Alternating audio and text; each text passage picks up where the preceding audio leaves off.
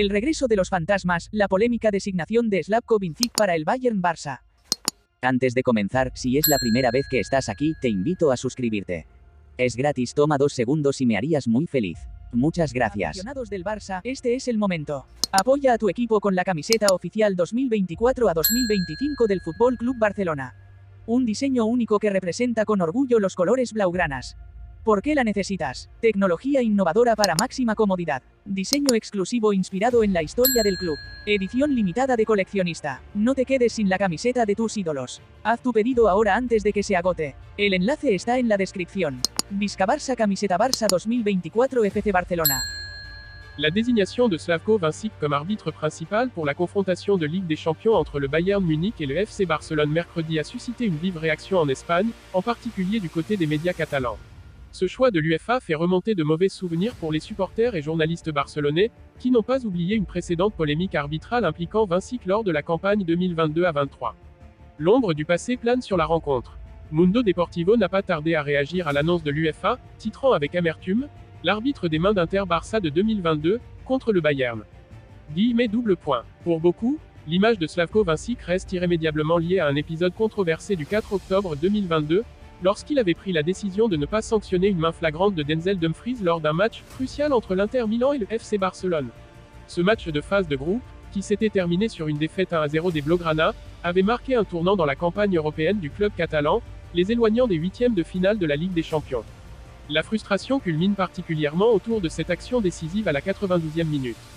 Alors que Barcelone cherchait désespérément l'égalisation, une tête d'Ansu Fati fut stoppée par la main du défenseur néerlandais Dumfries dans la surface de réparation.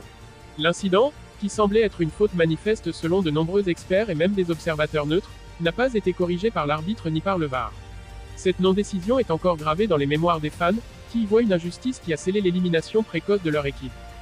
L'indignation était d'autant plus grande que quelques minutes auparavant, un but de Pedri avait été annulé en raison d'une main accidentelle d'Ansu Fati après un rebond involontaire.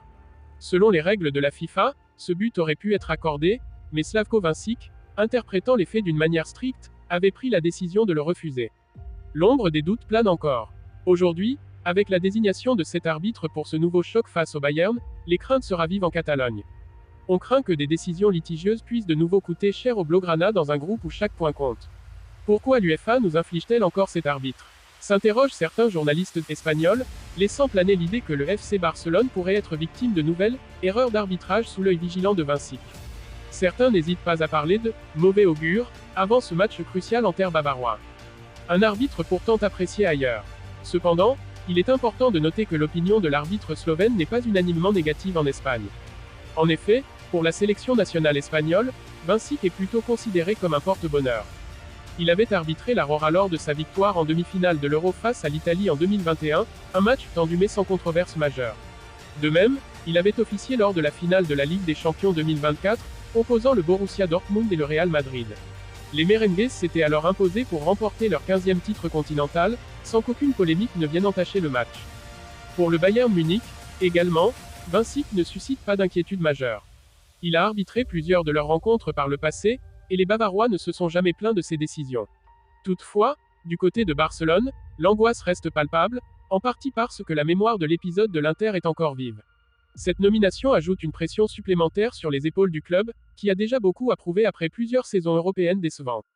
Un match à haute tension. À l'approche du coup d'envoi, l'enjeu de ce match va au-delà des simples points en jeu dans la phase de groupe. C'est un affrontement entre deux géants d'Europe, mais aussi un test pour l'intégrité arbitrale aux yeux des supporters catalans. Dans un climat déjà électrique, la moindre erreur de Slavko Vincic sera scrutée et analysée avec minutie.